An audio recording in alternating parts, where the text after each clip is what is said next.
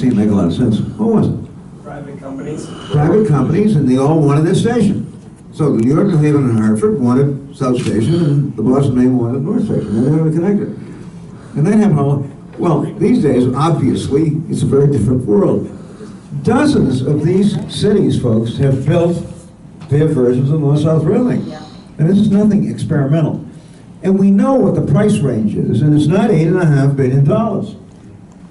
I mean, on average, I don't want to average it, but it's most of these stations have come in at what, a couple of billion, maybe? Well, if you build a North-South Rail Link, first you're saving millions in unnecessary expenses required now because you got two separate commuter rail systems, basically. I mean, millions. And secondly, I don't have to tell you, the number of people riding a train will explode. Between the increase in revenue from passengers and the substantial decrease in overhead expenses, because you no longer have two separate stations, this is a project that can go a long way toward paying for itself. Yeah, John. The other point I wanted to make is not just revenue from additional ridership, but if you are building the tunnel and building the railing underneath, instead of expanding laterally and putting street-level tracks in the heart of downtown Boston and a layover yard in Gwinnett Circle, you can now develop that land, put street-level retail, street-level restaurants. You can have residences above that.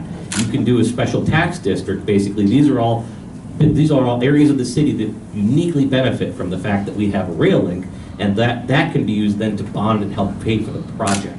So basically, this is a project that quite literally could pay for itself if done intelligently. Okay, who's next? Yes. Okay, I want to know where Governor Baker is. Where is Stuck in he? traffic. Maybe in Swampscott, maybe someplace else. Okay, Look, he needs, I mean, John's an interesting guy, but he's a push here. This, you know, if you're governor, folks, you've got to take a few risks. I mean, and I always tell, you're going to go out and run, we get some things done. And this seems to me to be so nonpartisan a project that, let us talk. say again? I thought you were going to let us talk. I'm going to, I'm not going to let you talk, I'm going to let you ask some questions and make some points. Okay, I'm making a point. Okay. There was, I remember the red line, they expanded the red line all the way out to way out, okay, which is good. You know, you can get In a, the plan, yeah, the plan was, well, it's supposed to go out to Arlington and Lexington. yeah, What happened? People, neighbors didn't want it. Well, we had some problems with folks in Arlington. yeah. Who were a little, in those days, a little worried about those people in Dorchester maybe getting on the red line, coming to Arlington.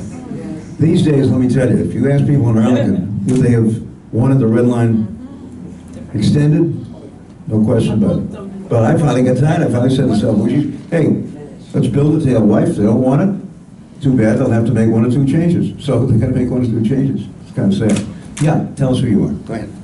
Paul Ellenwood, I live here in Salem. Go ahead, Paul. I have lived here about 17 years and I don't own a, well, I own a car now, but I don't commute with a car. I take the train every day.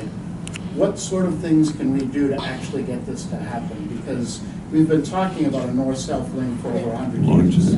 So there's a lot, you're right about technology. Special Legislative Commission in 1912 or 14, I can't remember. Recommending it. Anyway, sorry to interrupt. It's more than 100 years, Yeah. right?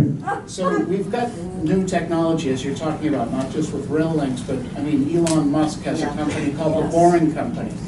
You don't even need to tunnel under, you just... Any of you seen those boring machines? I saw my first one in Los Angeles this past winter.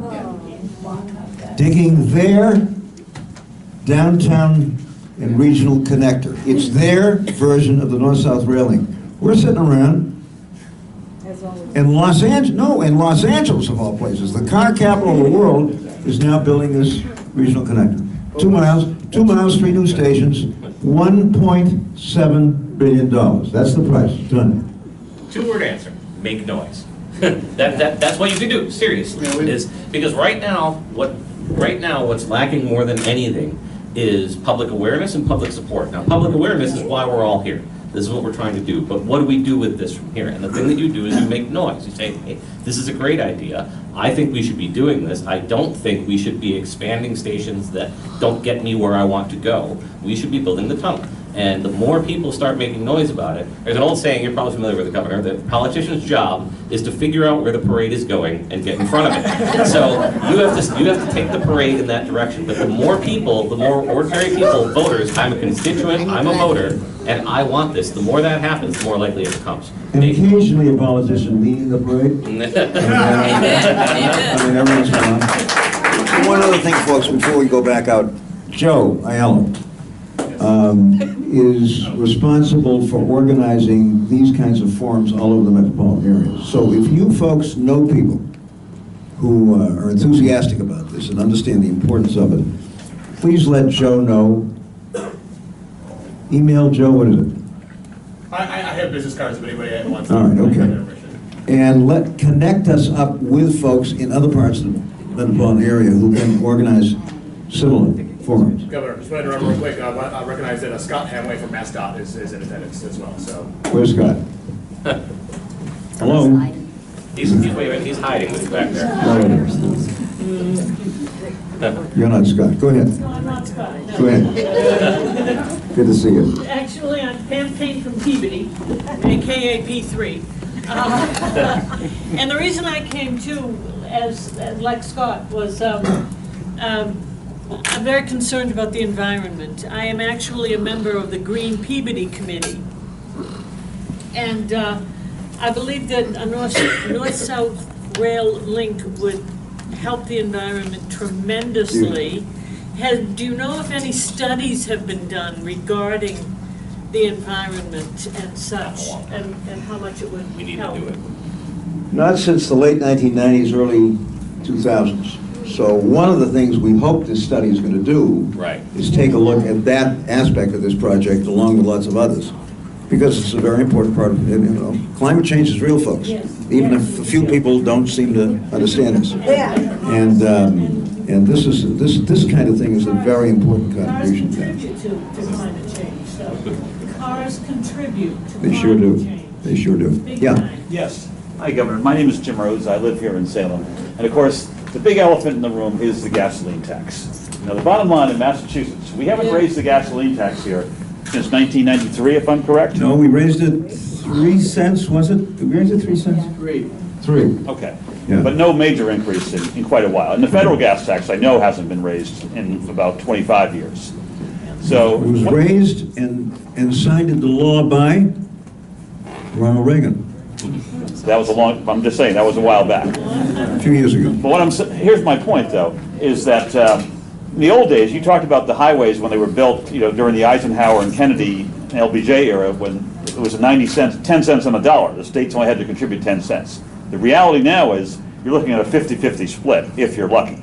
So where is the will of the legislature to enact, say, a 10 or 15 cents, maybe not in 1 year, but if they could raise the gas tax, say, 15 cents over the next 5 years, so it would be politically easier to do. What's your take on that? Does the legislature have the will to do something like that to help finance this type of project? I don't want to put our legislators on the spot, but we have a few around. You know, it's not easy.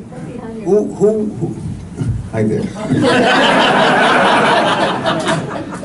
And I saw my pal from Peabody here, too. Our senator is right there, our senator. I understand that. And I've had this conversation with But let me say this to you folks, and I don't want to put it back on Charlie, but if you're going to get this done, the guy in the governor's office has got to be for it and pushing hard for it, so that these folks can go back to their districts and say, hey, we're all together on this. And I'm not saying this to make it easy on you guys, it's just that that's what we raised a dime in 1989, my last year or two as governor. It wasn't fun. We were in another recession, people were mad, but I shudder to think of what would happen without that dime. Now, one thing did happen, however, and I don't know if many of you are aware of this. Until the mid-70s, the gasoline tax could only be used for highways. We had something called the Highway Trust Fund. You couldn't bust the Highway Trust Fund. Either used it for highways or it went someplace else. thanks to TIP and the Massachusetts delegation, but principally TIP, Massachusetts became the first state in America to be able to use its highway dollars for public transportation when we finally rejected the Master Highway Plan and decided to invest heavily in public transportation. And I got elected, we had $3 billion, folks, in gasoline tax money. We then could use for public transportation. And trust me, we used it, and I had a guy named Frank Keppel, who was in charge of planning construction at the T, who was just a Northeastern co-op student in civil engineering from Dorchester, who did $3 billion worth of construction for us, on time, on budget, no fooling around, including the extension of the Red Line from Harvard to Alewife, which is the closest thing we've ever done to the North-South rail link. Longer, 3 miles plus, 140 feet deep, 3 new stations, in current dollars, $1.6 billion. And to the best of my knowledge, there's never been a problem with the extension. No leaks, no mistakes. This guy was, but this was a very, very competent guy. Right now, the T doesn't have a director of planning and construction. Doesn't have a CEO. This has been going on for 2.5 years, folks. A little difficult to get things done in that kind of situation. John? Well, several years ago, the gas tax, when the gas tax was raised, the law stipulated that it would be indexed to inflation. Yeah. Unfortunately, that was put on the ballot and was repealed. Since the governors referred to Los Angeles several times about the transformation that has gone on there with public transportation, I lived in San Francisco in 1980. And when I would go down to Los Angeles, there was very little public transportation. It was just buses, some of them very good buses, good service, but people in Los Angeles who I knew talked about they wished they had San Francisco's rail system.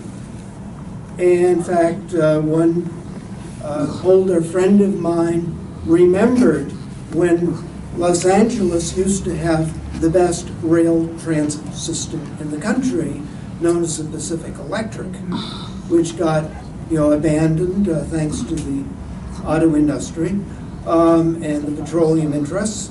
But in 1980, they had a bond issue or a sales tax referendum, which they can do in California, unfortunately not here, where the voters in Los Angeles County voted to enact a tax increase over a certain period of time to fund the beginning of a rapid transit system. And that's how it began.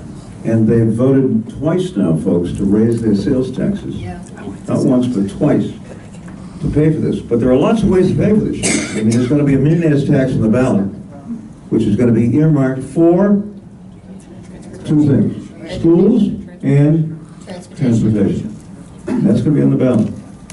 So gasoline tax is one possibility, but it's not the only one. Yes, ma'am. Hi, Christine Murdo. I live here in Salem, and I take the train to Boston every day.